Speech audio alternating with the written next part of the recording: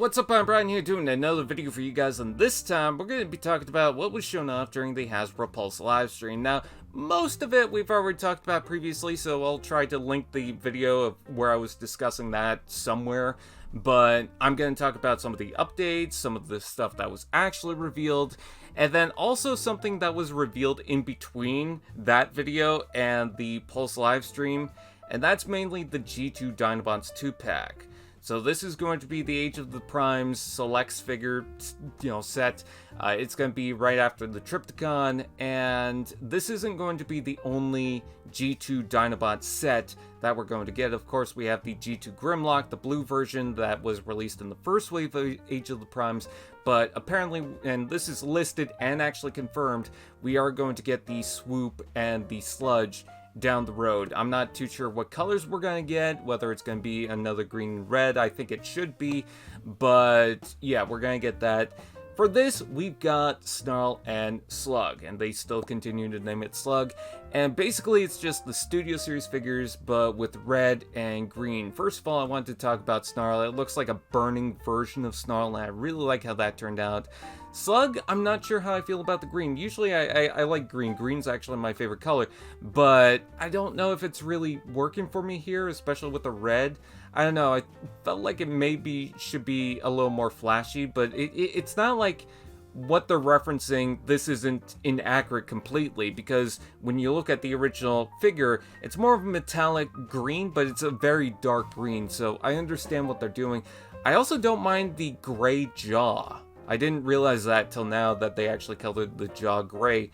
But I think they pair well enough together. I kind of like that we're getting different colors for the Dinobots. And I think Snarl works very well with the red in the robot mode. And Slug I actually like a little bit more for the robot. I know the red and green still clash, but I feel like they kind of present themselves a little better here. And, if you like Christmas colors for the Dinobots, there you go. I'm just curious what they'll do with the Swoop and the Sludge.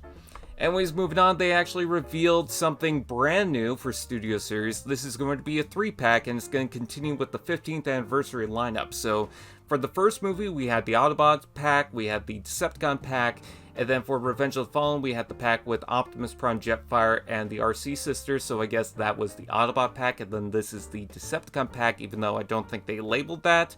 So this is going to have the Fallen, Megatron, and Soundwave. Now, I'm not going to show the other picture that, was shown up with the other modes, with the Fallen and the Alt mode, the Megatron and the Robot mode, but Megatron, I think, is the biggest one here as far as actual changes, because it's got a nice deep blue color scheme, kind of like a steel blue. I just think the colors present itself a lot better here, especially with the tip of the barrel. It's got like this orange fade to it.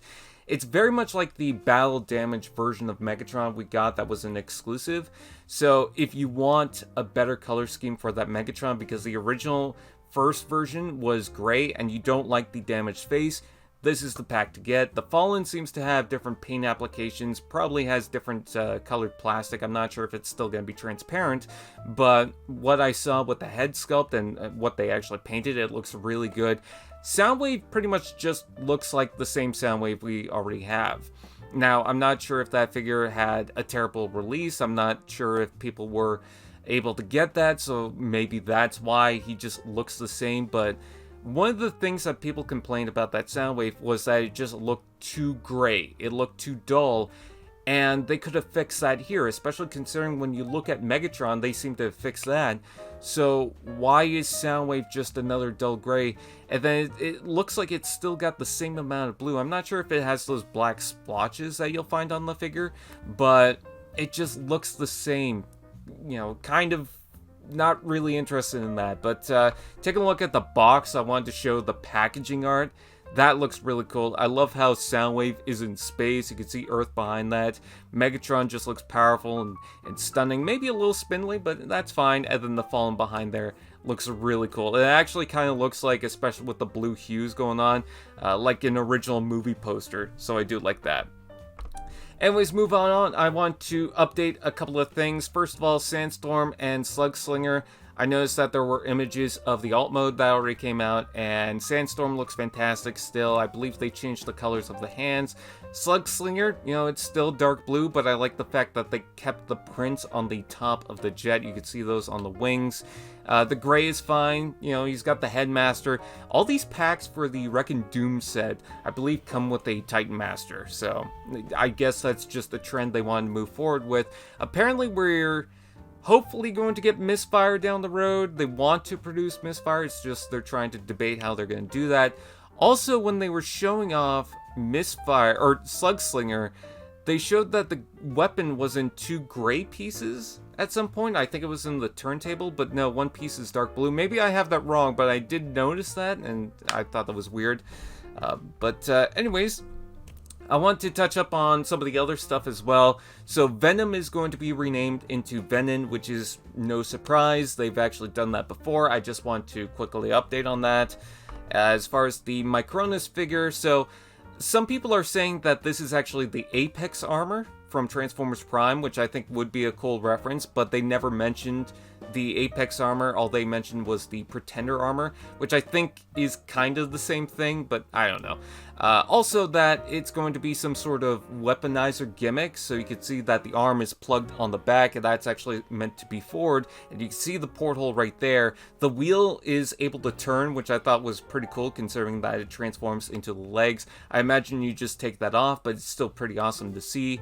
His little prime gear thing is going to be that little circle thing, that little turbine, and you can actually take off the backpack, which is that turbine piece, so I thought that was kind of cool.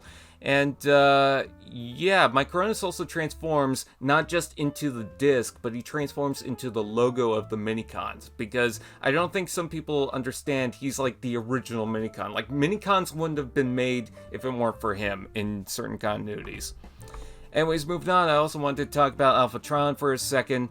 They mentioned and showed in one of the renders that the Autobot insignia in his belly can pop off, and he can actually hold that. So I thought that was pretty cool. And his book says, "Till all are one." So I thought that was pretty awesome, in Cybertronian text, of course.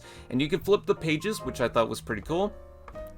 And then for Flatline, I wanted to touch up that you can pop off the fist, the other fist. He will include that. In the original Red Alert renders, some people were confused because Red Alert seemed to have come with 2 fists instead of just the one that he normally has, but apparently that was made in development for the Flatline figure. And for Onyx Prime, I also wanted to touch up, because they mentioned while talking about Onyx Prime that the spear piece is going to be significant down the road, because if you collect all 13 of the original Primes, apparently something will happen, like you'll be able to combine that, which a lot of people had speculated on, and some people are even saying that there's a rumor that Primus is going to be a HasLab figure down the road, and you'll be able to combine the weapons to form some sort of thing for Primus, but I guess we'll have to wait and see. Anyways, with that out of the way, I just want to touch up on a few things. And sorry that I kept messing up on my words today, but I guess that's just the norm. I don't know. Yeah, please like, comment, share, subscribe, and all those fun doodads, and I'll see you guys next time.